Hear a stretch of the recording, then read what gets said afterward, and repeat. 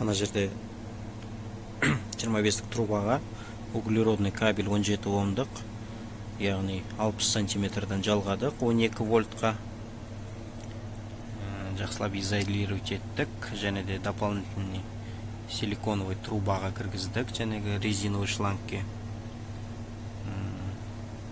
Сонда біздің 12 вольттық температурамыз қазір данное время 89 градус көрсетіп тұр, ішіндегі температурасы. Негізі 125-ке дейін барды.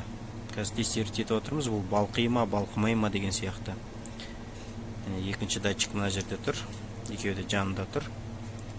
12 вольтқа қостық. Плюс-минус бізде қазір адаптеріміз, блок питаниямыз 12 вольт, 5 ампер, яғни 60 ваттқа дейін. Потребление максимально бізде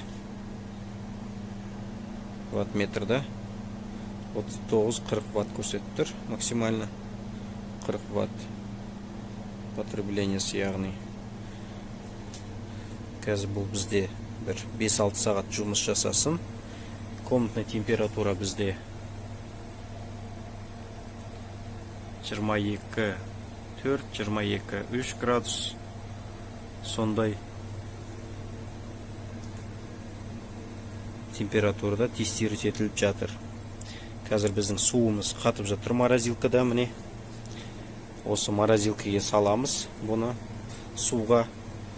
Және де қандай температурада біздің қыздырушы элементіміз минус қаншаға дейін суды жылыталады екен, соны тексереміз. Бұл істеп жатқан экспериментіміз қыста тауық қораға даладағы сулар қатпас үшін әдейлеп 12 вольттық қауіпсіз кернеу күшіне, яғни напряженияға қолданудамыз әдейі. Іс барысында тағы да бөлісе жатармыз. Бұны қалай жасадық? 25-тік труба, суық суға арналған. Негізі ыстық суға да алсаңыз да жақсы. Және де міне заглушкасы, одан кейін адаптер кетеді. 25-тен 15-ке и штуцер кетеді. Штуцердің ішінде ары қарай переходнигі бар, жәнегі шланг кабеліміз, кабельден ары қарай проводқа греющий кабелімізге жалғанған. Одан кейін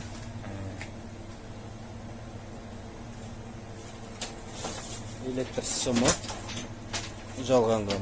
Мына дейміз біздің 33 омдық, мына сияқты кабель. Мына жерде бізде пока тестировать етіп отырмыз. Міне окружающий средадағы температура минус 9-5.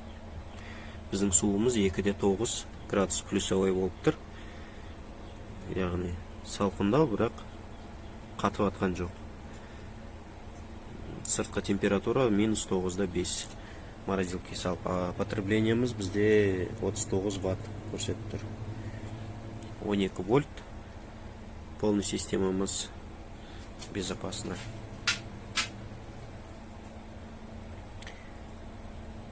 Осы температурада жұмыс істеп жатыр әзірге.